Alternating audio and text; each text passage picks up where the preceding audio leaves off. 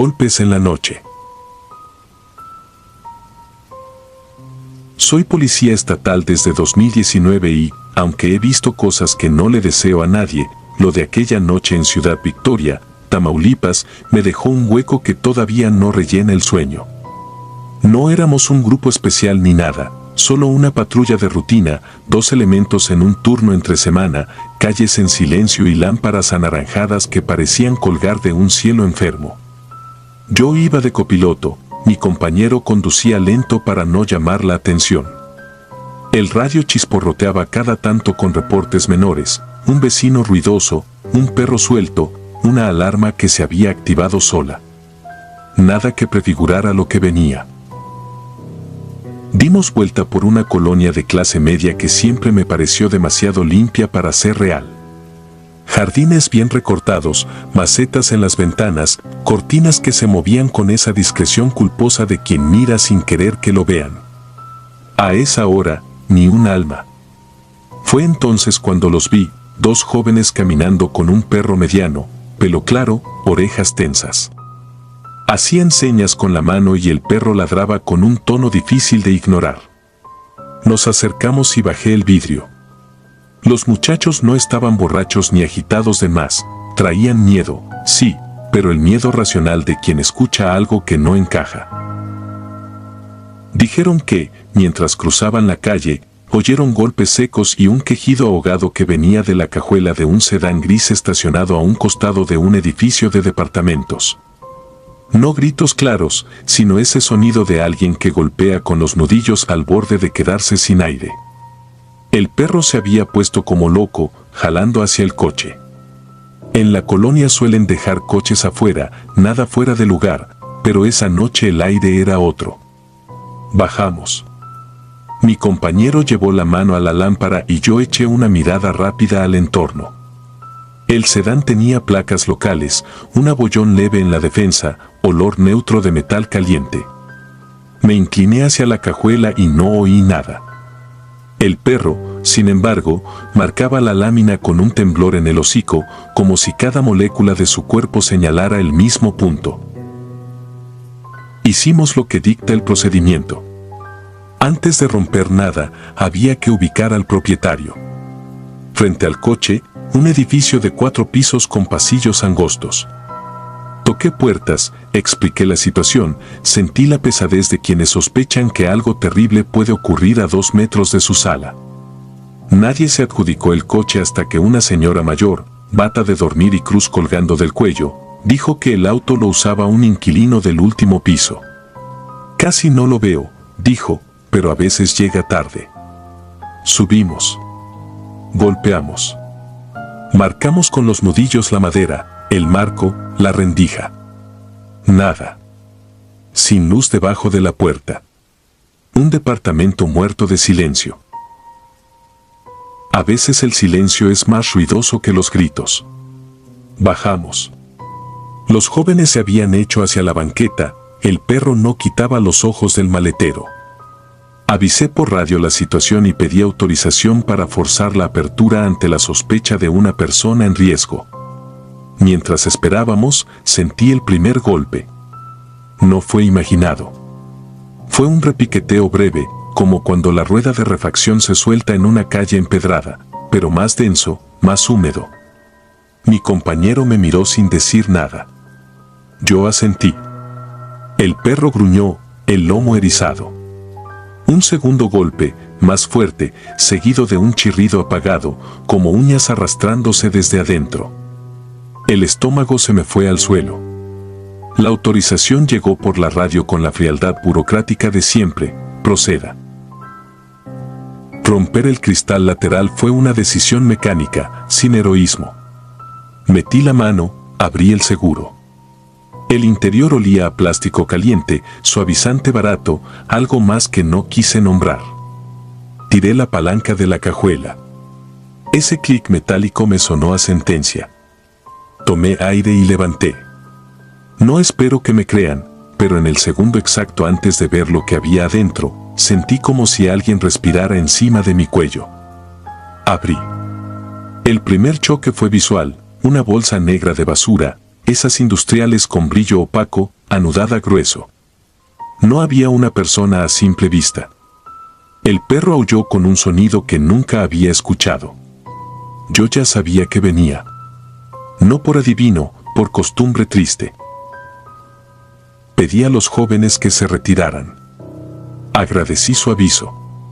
Les prometí que nos encargaríamos. Se fueron con pasos cortos, sin dejar de mirar. Colocamos la bolsa fuera del coche con cuidado, como quien deposita algo que puede quebrarse aunque ya esté roto. Abrí el nudo. El olor salió primero, denso, aceitoso, con esa nota metálica que ya no se te va. Vi cabello enredado, después un brazo con la piel ya grisácea. No daré detalles. No por pudor, sino por respeto. Eso queda en uno de una manera que no se limpia y prefiero no traerlo aquí, en palabras. Lo que sí diré es que los golpes que escuchamos no podían haber sido suyos. No a esa hora. No en ese estado. Aseguramos la escena. Pedimos refuerzos, peritos, ministerio. Tapamos lo visible.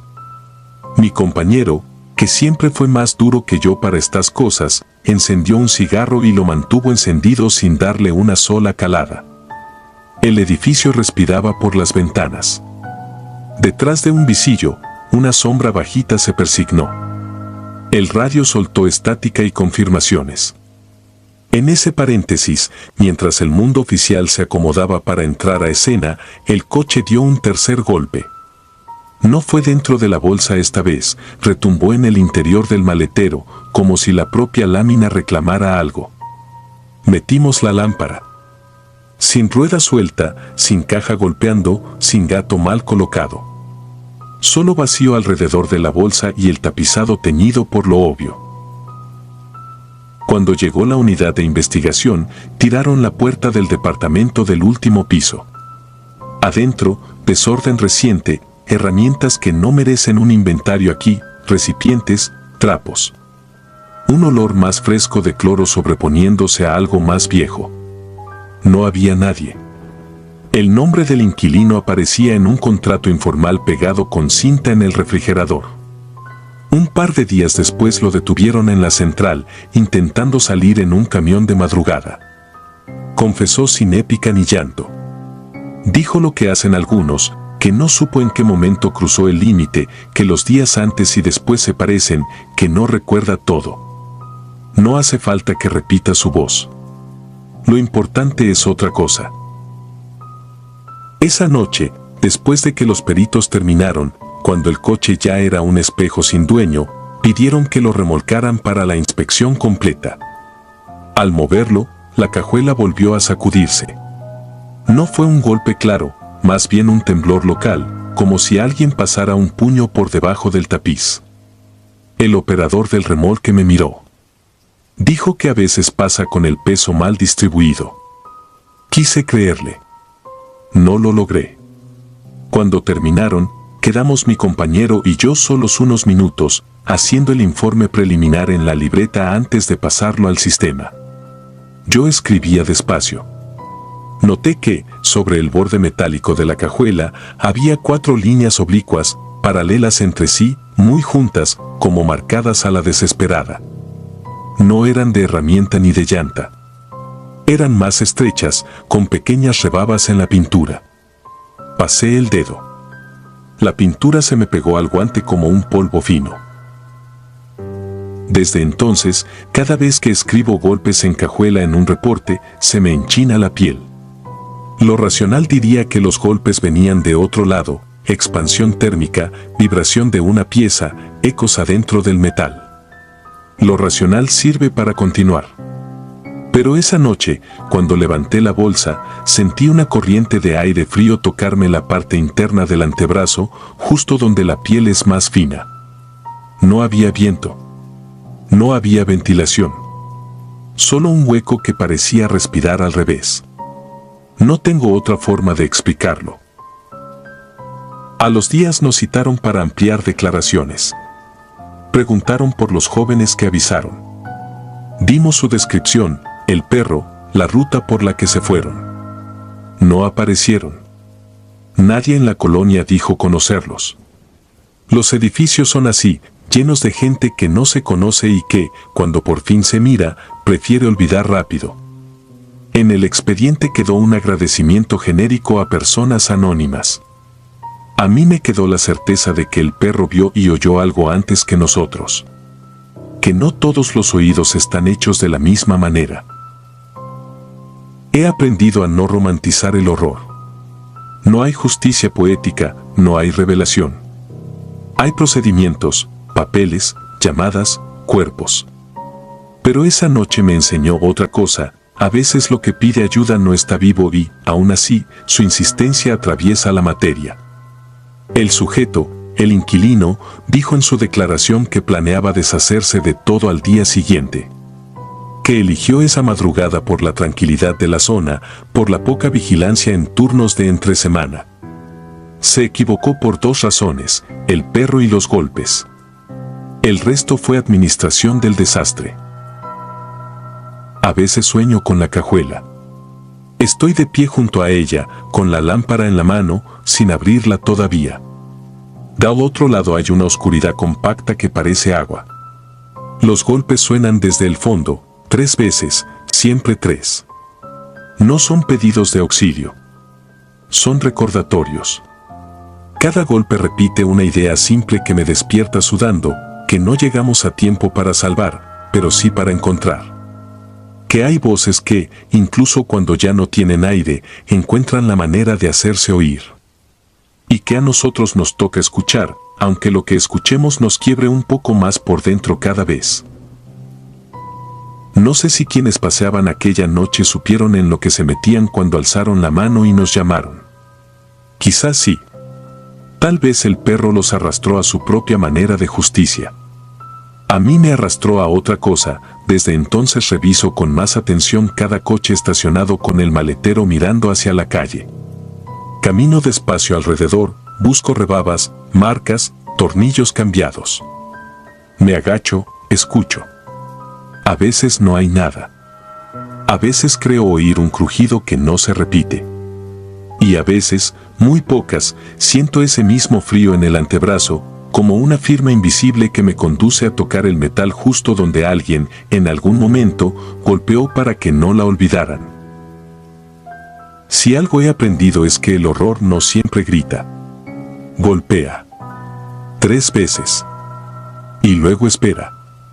Y uno, si tiene la desgracia y el deber de escucharlo, ya no vuelve a caminar igual por la noche.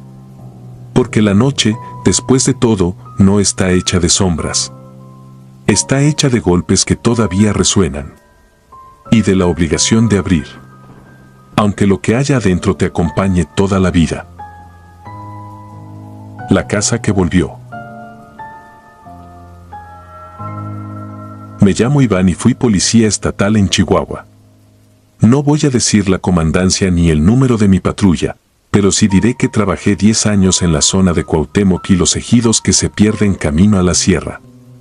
El año era 2014, invierno seco, noches que cortaban la cara aunque no nevara. Había pasado 4 guardias nocturnas seguidas y al quinto turno sentí el cuerpo como un traje húmedo que no termina de secarse.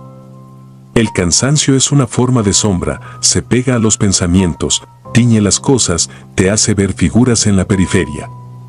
Creí que era eso hasta aquella madrugada en el kilómetro 27, donde el asfalto se vuelve un hilo oscuro y las parcelas son respiraciones guardadas. Nos mandaron a patrullar preventivo. No había eventos, no había radio, solo el zumbido del motor y la vibración mínima del tablero. Luis conducía al principio, luego nos cambiamos. Él intentaba bromear, yo asentía sin oírlo. El reglamento prohíbe dormir en servicio. Abandono de vigilancia, sanción directa. Lo sabes, te lo repiten en la academia, lo firmaste varias veces, te lo recuerdan los jefes cuando se les enfría el café.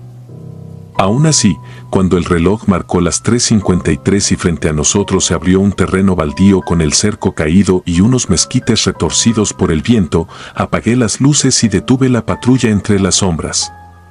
No nos echamos hacia atrás, solo cerré los ojos 3 segundos para bajarle el volumen a la fatiga. 3 segundos que se hicieron 10. 10 que se hicieron 1 minuto. El silencio olía a metal y pasto frío. El primer golpe contra el vidrio fue seco, como una semilla lanzada desde la orilla. Abrí los ojos con el corazón arriba de la lengua. Una niña. No medía más de lo que mide un toldo de pickup. Vestido claro, tela pobre, deshilachado de los bordes. Sin mangas. El frío cortaba y ella parecía no sentirlo. Parpadeé para asegurarme de que no estaba soñando sentado, y eso fue lo peor. Seguía ahí, con la cara seria, los ojos enormes, el pelo pegado a la frente. Levanté el seguro, bajé el cristal un palmo. La vi mover los labios, pero lo que me llegó fue más una idea que una voz. Me enterraron debajo de esa casa. No hubo grito, no hubo lágrimas, solo el gesto de la mano señalando lo que había al fondo del terreno. Una casa roja de 2 pisos, vieja, con el tejado a medio colapsar y las ventanas como órbitas vacías. A la derecha, un pozo circular, tapado con lámina y piedras. A la izquierda, una alberca de cemento cuarteado, llena de hojas negras que parecían pétalos mojados. No sé cómo explicar que yo no había visto esa casa al estacionarnos. Ni Luis. Si hubiera estado, si hubiera sido una de esas fincas abandonadas que aparecen de repente a la orilla de la carretera, habríamos hecho otra cosa. No la vi. Y ahora ocupaba el horizonte inmediato como si siempre hubiera estado allí. Volteé a sacudir a Luis. Me salió un sonido torpe, mitad nombre, mitad aire. Abrió un ojo, dijo algo que no alcanzó a articularse, me preguntó qué pasaba. Señalé el parabrisas. La niña ya no estaba. El terreno volvió a ser solo mezquites y maleza. La casa, cuando le dije que mirara, tampoco. No hay modo de explicar el vacío que queda cuando algo que no debería existir desaparece. Es un hueco que zumba adentro, que te quiere convencer de que estabas más cansado de lo que creías. Luis soltó una carcajada corta. Dijo que me bajara a tomar aire, que me lavara la cara con agua del termo, que dejara de ver videos de fantasmas antes de dormir. Su risa se apagó sola, como si el terreno absorbiera el sonido. Encendí la patrulla. Seguimos la ruta. Hice los reportes al C4 con voz neutra. Nadie preguntó nada. Nadie dijo esa zona trae un historial, nadie dijo no se paren ahí. La noche retrocedió sin resolver lo que acababa de pasar. Los días siguientes intenté olvidarlo. Al tercer día libre tomé mi moto y regresé al kilómetro 27. Me estacioné del otro lado, caminé entre el pasto hasta el claro. El terreno estaba más grande, o eso me pareció. En la tierra había trozos de madera pintada, vetas horizontales cubiertas de polvo rojo. Al levantar una, se asomó un fragmento de pintura más viva, rojo ladrillo. Me vino un olor, no a podrido ni a químico, sino a habitación guardada, a closet que no se abre en años. Seguí levantando trozos. El sol de las 4 los calentaba y me ardían las manos. En el centro del claro encontré los restos de una base de concreto. La marca cuadrada de una casa. Me prometí que no iba a excavar. No llevaba orden de cateo, no había denuncia, nada. Solo mi obsesión y el recuerdo de una niña que me había tocado el vidrio a una hora donde el frío pega a los huesos. Caminé hacia la esquina donde recordaba el pozo. No había pozo, pero sí un círculo más oscuro, la tierra hundida a 2 dedos, como si alguien hubiera puesto peso allí por años. Me temblaron las rodillas. No iba a excavar, repetí. Sin pala, sin nada. Con la suela del bota empecé a apartar la costra de tierra dura. 3 patadas. 4. Al quinto intento, la suela golpeó metal. Retrocedí. Observé el círculo. Había una lámina clavada bajo la tierra. A un lado, pedazos de cuerda húmeda. Entonces el aire cambió, no sé cómo decirlo. Un silencio nuevo, más denso, como cuando entras a un cuarto alfombrado y el sonido cae antes de nacer. Sentí que alguien me miraba desde atrás. Volteé por impulso. La casa. Roja, otra vez, perfecta en su ruina, clavada en el horizonte que 5 minutos antes era puro mezquite. Me faltó el aire. El patio tenía sombras que no eran de la hora. Una cortina se movió sin viento. No corrí. No podía. Di 2 pasos hacia atrás, saqué el celular. La cámara tembló sobre mis dedos. Nada. El visor mostraba el terreno vacío. Guardé el teléfono, levanté la vista, la casa seguía allí. Pensé en Luis. Pensé en lo que dirían todos si yo volvía con esta historia. Pensé en una niña que no parecía sentir frío. Fui a la lámina. Metí los dedos por una esquina oxidada. Tiré. Un olor seco, antiguo, subió en un golpe. Debajo había tierra suelta y un costal. Contra toda prudencia lo jalé. Se abrió de lado. Huesos pequeños. Un antebrazo. No diré más detalles. Me quedé helado por dentro, con ese frío que empieza en la boca del estómago y se abre como un abanico. No llamé. No en ese segundo. No fui el policía que se supone que debe asegurar la escena, delimitar, custodiar. Fui un hombre parado sobre un agujero que tragaba la tarde, con la certeza de que algo me había guiado hasta allí y me estaba esperando. Entonces oí pasos sobre la grava.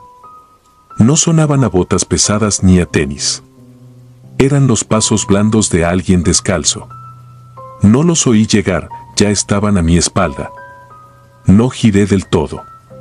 Solo alcancé a ver de reojo un vestido claro y una sombra diminuta que no proyectaba luz, como si la absorbiera.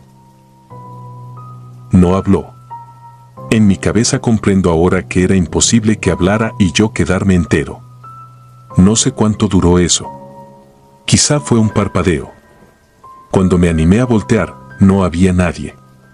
La casa había retrocedido, un poco, como si el terreno respirara y la acomodara de nuevo. Metí el costal otra vez en la tierra, no por cobardía sino por impulso, como si estuviera cerrando un párpado. Volví a poner la lámina. Eché piedras encima. Marqué al C4 con el reporte que correspondía, posible hallazgo de restos óseos, kilómetro 27, enviar periciales, asegurar la zona. Mi voz sonó ajena, demasiado tranquila. Luis llegó primero con otra unidad. Me vio pálido, me vio el temblor en los dedos, no dijo nada. Delimitamos con cinta. Los de periciales tardaron 40 minutos eternos. En ese lapso la casa iba y venía con cada parpadeo. Para mí estaba allí, para los demás no. Intenté describirla, el color de la pintura, el pozo a la derecha, la alberca cuarteada. Supe que no debía insistir, que el terreno tenía un idioma que me hablaba solo a mí, quizá porque yo había sido el que cerró los ojos en servicio, quizá porque había aceptado bajar el vidrio. Las razones no importan cuando la cosa ya te eligió. Encontraron restos, sí. No diré cuántos ni de qué antigüedad. Hubo notas en periódicos locales que no mencionaban nuestro nombre ni el punto exacto. La versión oficial fue escueta. Para mí, la historia siguió varias noches. Volví al servicio al día siguiente. Pasaba por el kilómetro 27 sin mirar, como quien bordea un dolor. A veces, a las 4 de la mañana, una ráfaga fría cruzaba la cabina y yo sabía que la niña estaba del lado de afuera, al nivel del vidrio, esperando el gesto de bajar el cristal. Hay cosas que, una vez abiertas, no se vuelven a cerrar del todo. Me retiré 2 años después por otra razón, nada espectral, una lesión que se volvió vieja demasiado pronto.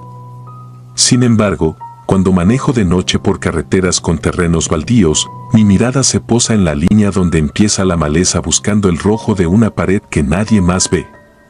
No cuento esto para impresionar ni para pedir disculpas por haber bajado el vidrio cuando no debía. Lo cuento porque en la vida de un policía hay turnos donde patrullas delitos y turnos donde patrullas silencios. Y el silencio, cuando abriga a un muerto que pide ser mirado, puede adquirir forma de casa, quedarse a medio construir en tu memoria y volver cada vez que el sueño te vence un poco. Si alguien me pregunta qué habría que hacer, digo lo que hice aquella tarde: asegurar, llamar, documentar. La parte profesional. La otra parte no tiene protocolo. Si una niña toca el vidrio a las 3:53 y señala un lugar que no estaba allí, uno decide en un segundo si baja el cristal o arranca sin mirar atrás. Yo bajé el cristal. Desde entonces, en mis noches, el frío tiene una dirección precisa y silenciosa. Y sé, con esa certeza que no admite la risa de nadie, que algunas casas vuelven solo para que alguien las vea. Y para que por fin, en lo hondo, alguien descanse. La casa que no aceptaba rescates. No voy a dar mi nombre real ni mi número de patrulla. Es por respeto a mi trabajo y porque todavía salgo cada noche a contestar llamados. Lo que cuento ocurrió en 2017, en el sector norte de Saltillo, una zona de colonias nuevas levantadas con prisa sobre lo que antes fueron potreros y arroyos secos. Era turno de madrugada, sin compañero, porque a veces nos falta personal y uno se las arregla como puede. Había brisa fría, olor a tierra húmeda y esa quietud pesada que tienen las calles donde casi todas las ventanas se apagan a la misma hora. El radio estalló con un 10 a 90, posible intruso en domicilio. Ubicación clara, una calle con nombre de árbol y lotes que aún olían a pintura fresca. Me quedaba a 6 cuadras. No llamé refuerzo porque no sonaba a algo grande, más bien a susto vecinal. Iba despierto, pero con la cabeza cargada por la hora. Lo digo porque muchos creen que el cansancio puede hacerte ver cosas. Yo también lo creí alguna vez. La casa era de 2 niveles, fachada gris, reja baja. Había un coche con placas foráneas y una maceta caída en la entrada. Toqué timbre, me identifiqué y la mujer abrió casi al instante con un bebé en brazos y un niño de unos 6 años pegado a su muslo. Cabello recogido, camiseta, ojos enrojecidos, esa mezcla de vergüenza y miedo que uno reconoce al primer vistazo. Dijo que había escuchado a una mujer hablando con su hijo mayor detrás de una puerta cerrada. Dijo que había tumbado la chapa con un martillo y no encontró a nadie. Dijo que no hay familia cerca y que hace apenas 3 meses rentan ahí porque la mensualidad está bien y no hay otra opción. Pedí que bajaran al porche, que no se movieran de la luz. La planta baja estaba a oscuras, salvo un rectángulo pálido que se colaba desde la escalera. Saqué libreta por pura costumbre, anoté hora, dirección, detalles. No había señales de forzadura en la puerta principal. La cocina olía a leche derramada y a cloro reciente. El fregadero goteaba con esa paciencia que hace que el silencio sea más pesado que un grito.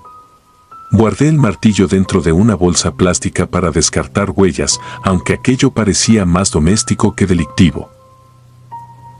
Subí con la linterna y el chaleco desabrochado para tener movilidad. En el descanso de la escalera colgaba un espejo de cuerpo completo con marco de tiras de madera. No sé por qué me fijé, supongo que para controlar el ángulo de la subida. En el reflejo, la luz de mi lámpara formó un cono que se recostó sobre los peldaños superiores y allí, por una fracción de segundo, vi algo que no cabía en mi mapa del mundo. Una figura femenina que no estaba parada ni sentada, sino suspendida, como si la gravedad la hubiera olvidado. Cabello largo sobre el rostro, los pies en el aire a la altura del barandal. No era la típica sombra borrosa que uno puede explicar con un giro de linterna.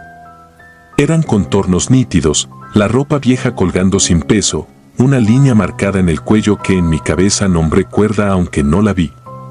Bajé la vista por instinto y no había nada en los peldaños.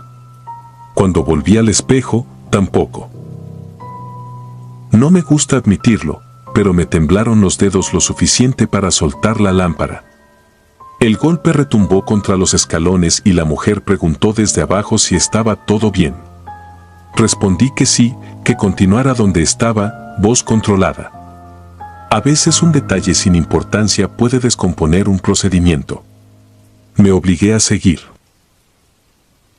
El cuarto del niño tenía una cama individual con sábanas de superhéroes, un mueble con carritos y un dinosaurio de plástico sin cola.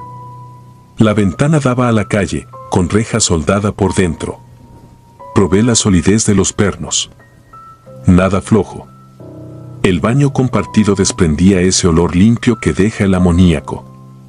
El cuarto de la mujer era más grande, cama matrimonial sin cabecera, cuna, pañales apilados en una caja. En el closet, cajas de mudanza con etiquetas escritas a plumón, cocina, juguetes, libros. Todo reciente, todo en proceso. No encontré rastro humano que no correspondiera a la familia. No había huellas de tierra en el piso, no había marcos de puerta marcados, no había pestillos dañados. Solo esa sensación amarga de que algo te observa desde un punto ciego. Y el frío. Un frío que no surgía del clima, sino de las paredes, como si la casa respirara hacia adentro. Anoté que el foco del pasillo parpadeaba cada 10 segundos. Escribe uno esas minucias por profesionalismo, también para aferrarse a lo que se puede medir. Volví con la mujer y le dije que la vivienda estaba despejada. Ella narró de nuevo lo de la voz femenina, esta vez con menos palabras y más silencios. Añadió algo que antes no mencionó: desde que llegaron, el niño no duerme bien. Despierta con pesadillas en las que aparece una señora sin rostro que se sienta en la orilla de su cama y le peina el cabello. Dice que cuando eso pasa no puede mover los brazos ni la lengua. Ella pensó en terrores nocturnos, buscó videos, intentó rutinas. Lo cuenta mirando a su hijo que se arrulla solo con las manos en los oídos. Repite que no tiene a quién llamar. Yo escucho, asiento, mido el tiempo que me queda antes del siguiente reporte. No le dije lo del espejo. Sería irresponsable agregarse miedos donde ya hay demasiado. En cambio, ofrecí lo que uno puede ofrecer sin mentir. Puedo levantar un acta de verificación, puedo recomendar que cambien la chapa de la puerta, que pongan una cerradura interior de las que se abaten, que duerman en el mismo cuarto por unas noches, que busquen mudarse si les alcanza. Hay cosas que exceden la jurisdicción, pero no el deber. Ella agradeció con ese alivio que más bien parece derrota. Antes de retirarme, subí una vez más. Quería revisar algo que no me había dejado en paz. En el pasamanos del descanso, a la altura en que el reflejo había mostrado aquello, corría una línea de barniz saltado, un raspón largo, paralelo al borde. No lo relacioné con nada cuando lo vi por primera vez. Ahora lo miré con luz rasante. En el centro, donde la madera estaba expuesta, había grasitud reciente, ese brillo que dejan los aceites de la piel o el paso repetido de una cuerda. Olí a madera y polvo, nada más. Pero el dibujo del desgaste era el de una curva que sube y luego cae. No lo anoté en la libreta. A veces uno decide qué verdades son aptas para el papel. Regresé a la patrulla. Llené el informe con tecnicismos, dejé abierta la posibilidad de rondines en las próximas noches. El siguiente llamado me llevó a otra colonia y la vida siguió su paso nocturno, hecho de pleitos leves, perros que lloran, alarmas que no conectan a nada. Pero esa casa no se me quitó de la cabeza. 3 semanas después, un compañero nuevo me contó que en la zona de los arroyos se malbarataron unas casas por un tema legal. Alguien se había suicidado en una de ellas, pero la escritura nunca asentó bien y el dueño original desapareció. Había ojos que decían que la mujer siguió allí un tiempo, colgada, porque nadie la encontró a tiempo, y que el primer inquilino después de eso no aguantó ni un mes por los olores. Lo dijo con el tono ligero con que uno se protege cuando habla de tragedias. No le di importancia de frente. Solo pregunté la calle. Me dijo el nombre del árbol correcto. No necesitaba el número. Esa noche pedí el circuito de video de mi cámara corporal del día del incidente. No era obligación revisarlo, pero quise hacerlo. El archivo estaba íntegro salvo por un tramo de 18 segundos con pixelación y sonido muerto justo cuando subía al descanso. No fue falla de sistema, el resto corría perfecto. Vi la toma fija en el espejo, vi mi silueta y vi la deformación digital en el centro del cristal como si la imagen respirara por sí misma hacia adentro, con ese tirón que hacen los cables cuando se tensan. Mi propio reflejo se alargó un instante y luego volvió a encajar. No hubo figura. No hubo prueba de lo que vi. Solo el hueco de 18 segundos donde debió haber algo. Regresé con pretexto de rondín. No esperé a que me llamaran. La casa tenía la cortina de la sala a medio bajar y una luz encendida en la cocina. Toqué y nadie respondió. La vecina de enfrente asomó con discreción y dijo que la señora se había ido hacía 2 días, que llegaron unos parientes y cargaron cajas, que no hubo pleito, solo prisa. Miré la maceta caída, ahora rota del todo. El coche ya no estaba. El viento movía la cortina como una respiración ansiosa. Me quedé parado más tiempo del que se justifica. No entré porque no tenía motivo. Hice lo que podía hacer, me paré bajo la lámpara del poste y escuché. De la grieta de la ventana vino un murmullo seco, tenue, como si adentro alguien pasara las hojas de un cuaderno viejo y las soplara para despegar el polvo. Dicen que cuando una casa se queda vacía suena distinto. Esa sonó como una garganta que aprende a tragar de nuevo. Hay gente que espera moralejas en historias como esta. Yo no las tengo. No hubo persecución, no hubo captura, no hubo expediente que cierre bonito. Solo un domicilio con renta accesible, una madre que se va sin querer hacer ruido, un niño que tal vez vuelve a dormir algunos días antes de que los sueños lo alcancen de nuevo, y yo, que sigo patrullando calles donde las sombras se comportan como sombras y otras donde no. Si algo saqué en limpio es esto, hay construcciones que no aceptan rescates. No importa cuántas veces subas con la lámpara o cuántas actas levantes. Hay barandales que recuerdan más que nosotros. Cuando paso por esa calle, bajo la velocidad un poco. No tengo que hacerlo, pero lo hago. El espejo, si sigue ahí, debe colgar donde siempre, esperando el ángulo preciso para mostrar lo que la vista directa no aguanta. A veces creo ver movimiento detrás de la cortina aunque no haya luz. A veces siento que alguien asciende peldaño por dentro de mi pecho y se detiene en el descanso, justo donde el barniz está mordido. A veces me llega el impulso de tocar el timbre, entrar, apuntar el foco al marco, pedirle a la casa que me devuelva los 18 segundos robados. Nunca lo hago. Hay procedimientos para casi todo. Para esto no. Podrán pensar que es sugestión o cansancio, que fue el frío, que fue la gravedad de la hora.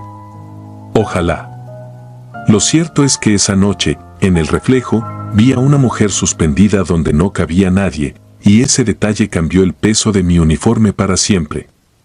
No me asusta la calle vacía ni el ruido inesperado.